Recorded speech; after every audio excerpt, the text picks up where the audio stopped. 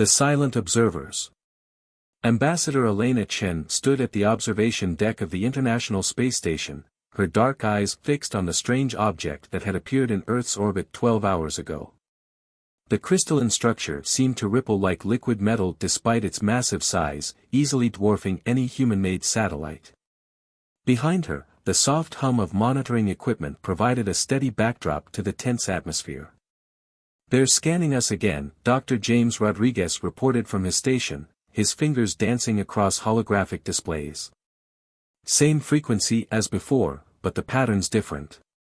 Elena nodded, maintaining her composed demeanor despite the gravity of the situation. Humanity's first contact with an alien civilization wasn't going according to any of their prepared protocols. The Nexari, as they called themselves, hadn't announced their arrival or attempted communication. They simply appeared, their massive ship materializing from what seemed like thin air, and began methodically scanning Earth. "They're treating us like a science experiment," Elena muttered, more to herself than to her colleagues. 20 years of diplomatic service hadn't prepared her for this moment. The usual rules of engagement seemed woefully inadequate when dealing with beings who could apparently bend spacetime at will. The ship's crystalline surface suddenly shifted, forming intricate patterns that seemed to pulse with internal light. Dr. Rodriguez's instruments erupted in a cacophony of alerts. "Energy spike," he called out. "There." Before he could finish, a beam of soft blue light materialized in the center of the observation deck. Elena's security detail immediately moved to protect her, but she raised a hand to stop them. From the light emerged a figure that defied conventional description. The Nexari stood nearly 8 feet tall, its body composed of what appeared to be overlapping plates of translucent crystal. Within its form, complex patterns of light danced like distant galaxies. Its head, if it could be called that, was a geometric arrangement of crystalline structures that somehow gave the impression of eyes and other sensory organs. "We apologize for our delayed introduction," the being spoke, its voice resonating directly in their minds rather than through air. "We needed to confirm our long-term observations." Elena stepped forward, her diplomatic training kicking in despite her amazement. "Long-term observations? We have been studying your species for approximately 300 of your years," the Nexari explained. "You are unique." The way it said unique carried undertones of both fascination and confusion. Elena felt a subtle pressure in her mind, like someone gently rifling through her thoughts. "Your kind defies predictive models," the Nexari continued. "You create without purpose, fight without reason, love without logic. You are beautiful chaos." Dr. Rodriguez snorted from his station. "Is that a compliment or a criticism?" The Nexari's form shimmered, its internal lights pulsing in what might have been amusement. "Neither. It is an observation that has consumed our finest minds for centuries.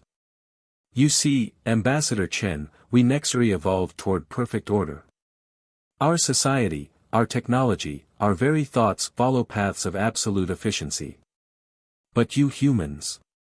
The being paused, its form rippling with complex patterns. "You take paths that no logical being would consider, and somehow achieve results that our models claim are impossible." Elena felt a chill run down her spine. "And that's why you're here now? To study these impossible results?" "No," the Nexari's form darkened slightly. "We are here because we need your impossible nature. There is a threat approaching, one that our perfect logic cannot defeat.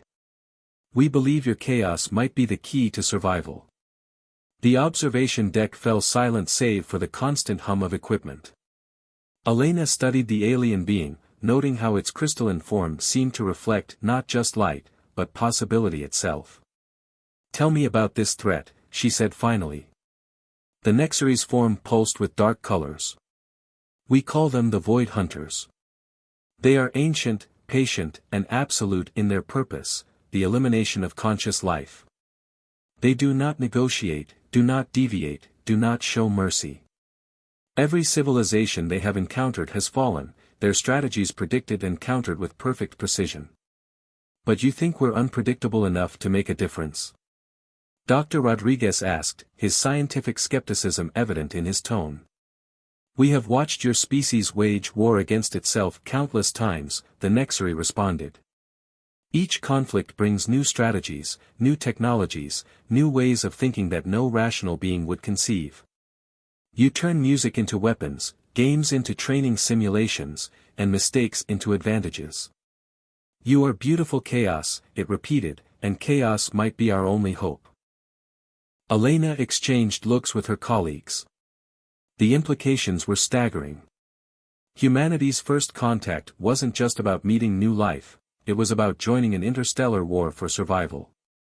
How long do we have? She asked. The Nexari's form pulsed with what might have been concern. The Void Hunters will reach your solar system in approximately 1 Earth year. We can offer you technology, knowledge, resources. But what we truly need is something only humans possess, the ability to do the irrational, the impossible. Elena straightened her shoulders, a slight smile playing at her lips. Well then, I suggest we begin immediately. Humanity has a long history of achieving the impossible, especially when someone tells us we can't. The Nexari's form brightened. This is exactly why we chose to reveal ourselves now. Your species' most remarkable trait is not your chaos, it is your ability to face overwhelming odds with what you call hope. As if on cue, the space station's warning systems activated. Multiple ships were appearing in orbit, their crystalline forms identical to the first. The others have arrived, the Nexari announced. They are eager to learn your chaos. Elena looked out at the growing fleet of alien ships, their surfaces shimmering like diamonds in the sunlight. Humanity's greatest challenge, and perhaps its greatest opportunity, had just begun. Then let's not keep them waiting, she said. It's time to show the universe why you should never underestimate human ingenuity. The Nexari's form pulsed with what might have been excitement. Indeed, Ambassador Chen.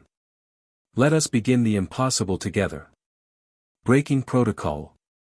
6 months had passed since first contact, and Dr. Sarah Wright was already breaking every protocol in the newly established Human-Nexari Cooperation Guidelines.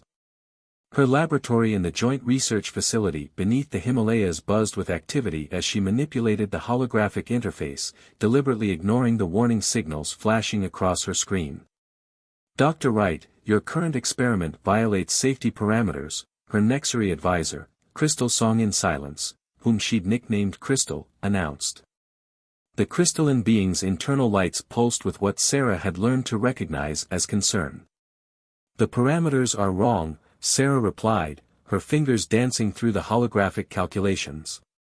We're thinking about quantum shielding all wrong. The Void Hunters aren't just breaking through shields, they're using our own defenses against us. Crystal's form shifted, geometric patterns rearranging in what Sarah interpreted as agitation. The calculations are perfect. Our models. Your models assume perfect logic, Sarah interrupted. But what if that's exactly what makes them predictable? What if we need something imperfect, something that doesn't follow mathematical rules? The laboratory's other human scientists had stopped their work, watching the exchange with barely concealed interest. In the 6 months since the Nexari's arrival, humanity had made unprecedented technological advances, but they were still bound by the aliens' rigid protocols and perfect mathematical models. Sarah pulled up the latest battle simulation. Look here, she pointed to the moment when the simulated Void Hunter ships breached the quantum shields. They're not just penetrating the barriers, they're using the shield's own harmonic frequencies to amplify their weapons. It's like they're turning our perfect defense into a perfect weapon. Crystal moved closer, its crystalline form refracting light across the holographic display. This is known. It is why we seek humanity's aid. But the solution must follow established principles of quantum mechanics. Sarah smiled, the kind of smile that had always worried her professors in graduate school. What if we made the shields intentionally flawed? Not random, but chaotic.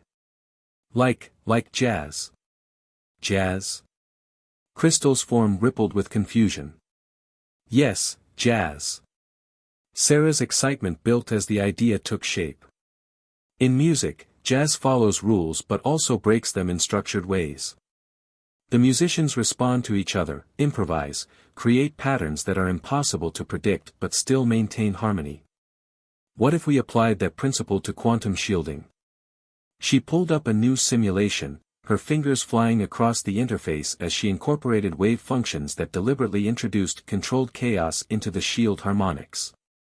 The other scientists gathered closer, their expressions ranging from skepticism to growing excitement. "This is impossible," Crystal stated, but Sarah noticed its internal lights pulsing with a pattern she'd never seen before. The energy requirements alone would be 30% less than current shields, Sarah finished. Because we're not trying to maintain perfect stability. We're creating a defense that can adapt, that can jazz. She ran the simulation. The holographic display showed a Void Hunter ship attempting to breach the new shield. As their weapons interfaced with the barrier, the shield's harmonics shifted unpredictably, creating interference patterns that not only deflected the attack but reflected it back in chaotic waves. The laboratory erupted in excited murmurs. Crystal's form had gone completely still, its internal lights racing through countless calculations. This violates 17 fundamental principles of shield design, the Nexary finally said.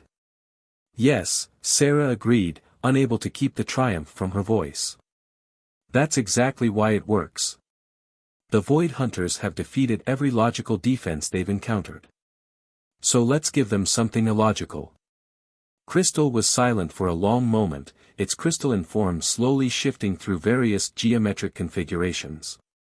Finally, it spoke. "I must inform the Nexary High Council of this development. They will not approve." "But?" Sarah prompted, hearing the unspoken continuation. "But," Crystal's form brightened slightly, "they will not be able to deny the simulation results. You have created something that our models said was impossible." Again. Sarah turned back to the holographic display, already seeing ways to refine the concept. "That's the thing about humans, Crystal. Telling us something's impossible just makes us want to prove it possible even more."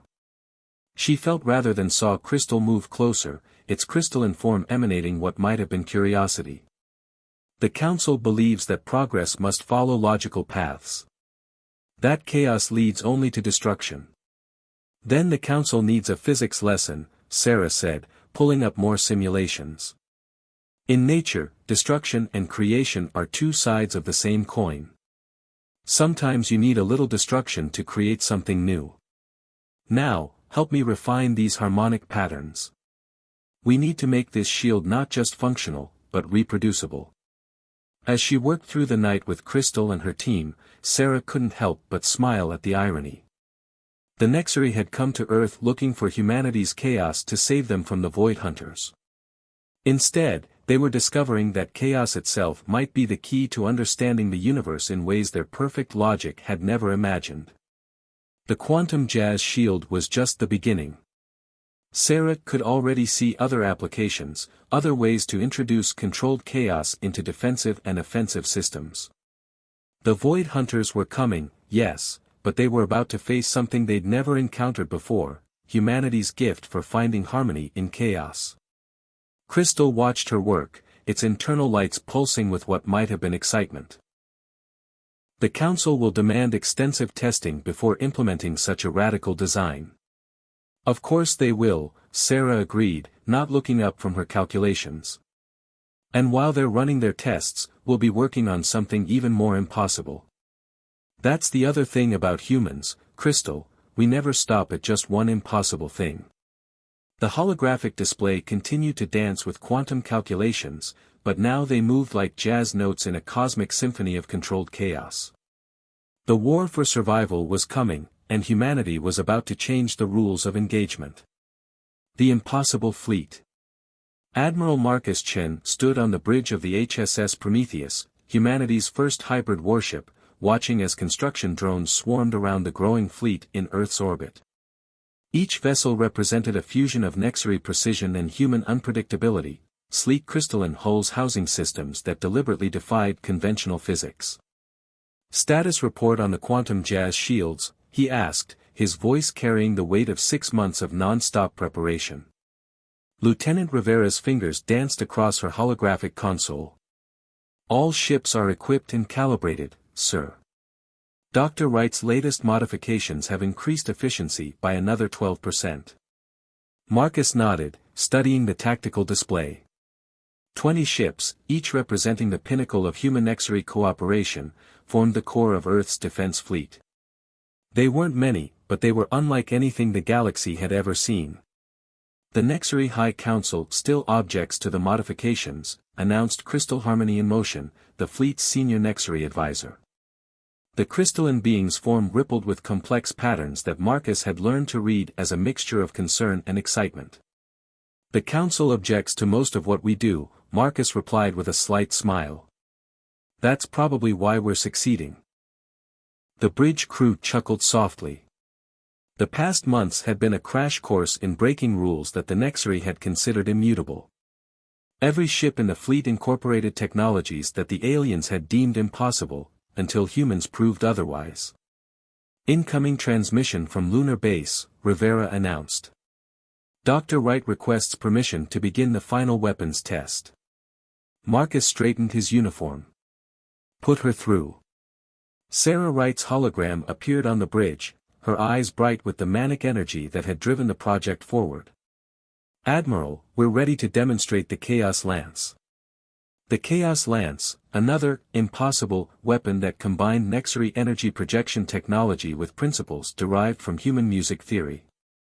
Marcus still couldn't quite believe it would work, but Sarah had yet to be wrong. "Proceed, Doctor," he ordered. The tactical display showed a test target, an asteroid deliberately placed in lunar orbit. The Prometheus's main weapon array hummed to life, crystalline elements aligning in patterns that somehow reminded Marcus of jazz musicians tuning their instruments. "Firing in 3, 2, 1.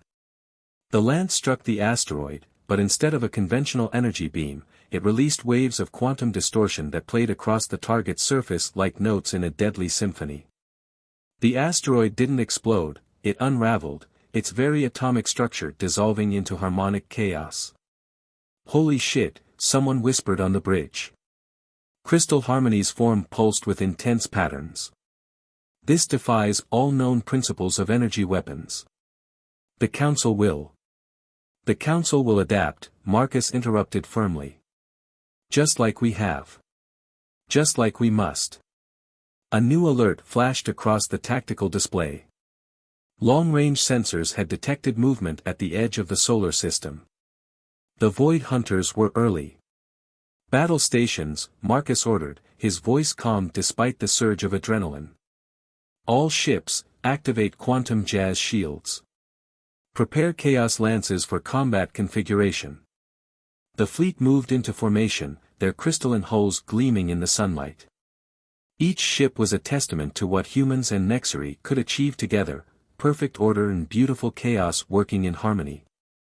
"Multiple contacts emerging from hyperspace," Rivera reported. "Void Hunter signatures confirmed. They're not following any known attack pattern." Marcus smiled grimly. "They've learned. They know we're different." He opened a channel to the fleet. "All ships, this is Admiral Chen. The enemy has arrived, and they're already adapting to our presence. But that's the thing about humanity, we thrive on adaptation. We don't just survive chaos, we embrace it, shape it, turn it into our greatest strength." He watched as the Void Hunter ships approached, dark, angular forms that seemed to absorb light itself. They moved with perfect precision, each maneuver calculated to maximize tactical advantage. But today, they would face something their perfect calculations couldn't predict. "Launch fighters," Marcus ordered. The hybrid squadrons deployed, their pilots a mix of humans and Nexary working in perfect discord, another, impossible, combination that had proven devastatingly effective in simulations. "The enemy fleet is taking up attack positions," Rivera announced. "Admiral, they're transmitting something." A harsh, mechanical voice filled the bridge. Your divergence from established patterns has been noted. It will not save you. Order will prevail. Marcus exchanged looks with Crystal Harmony, whose crystalline form now pulsed with what could only be described as anticipation. They still don't understand, the Nexary observed.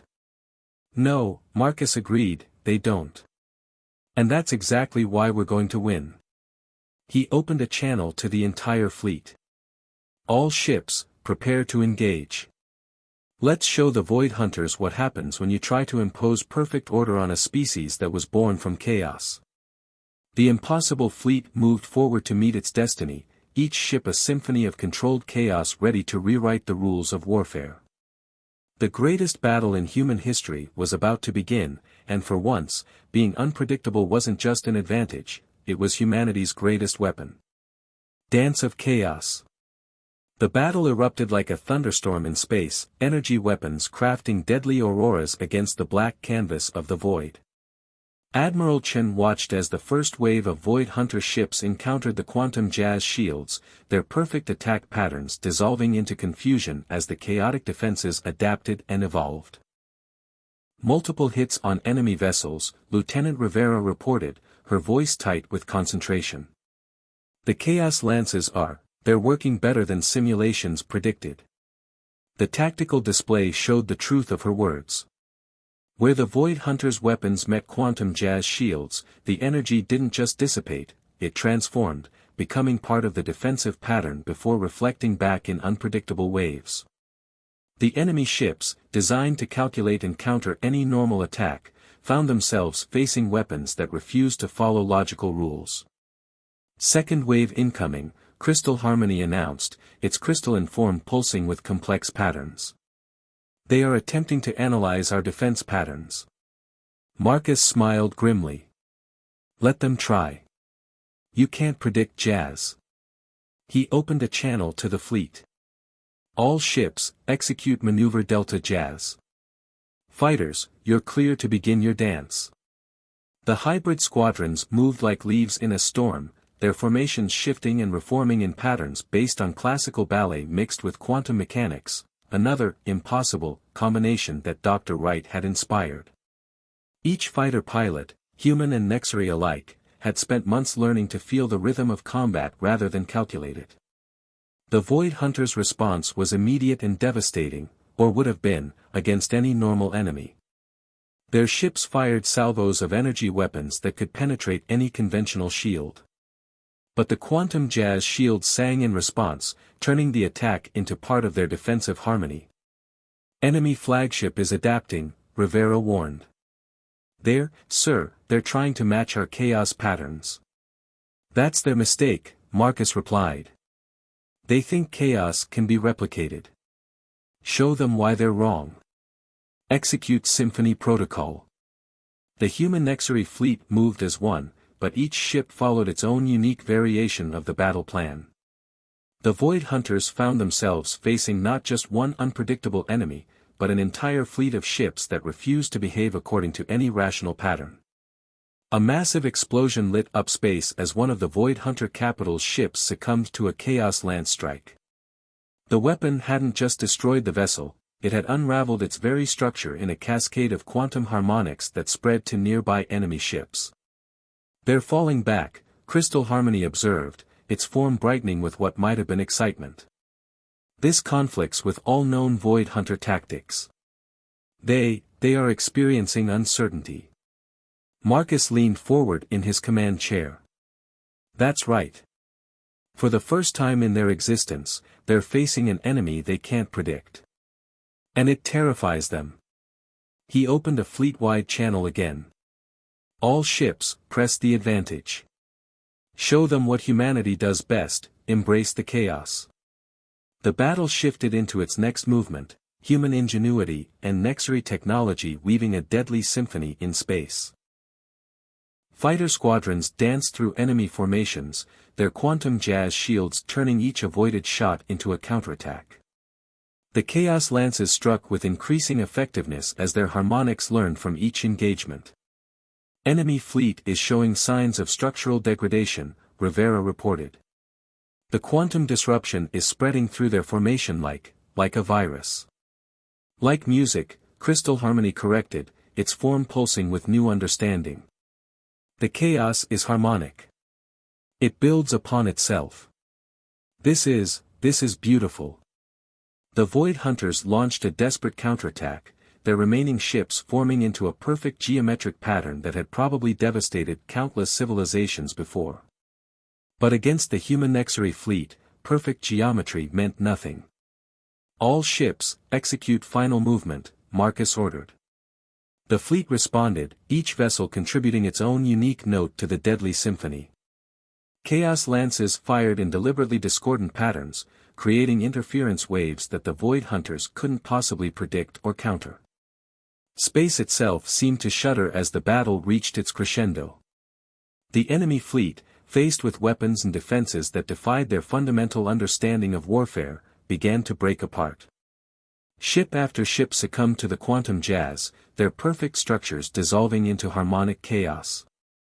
Enemy flagship is attempting to retreat, Rivera announced, unable to keep the triumph from her voice. The remaining Void Hunters are following. Marcus stood, watching as humanity's greatest threat fled from the very chaos they had dismissed as weakness. Let them go, he ordered. Let them carry the message back to their fleet. The galaxy needs to know that perfect order isn't the ultimate power they thought it was.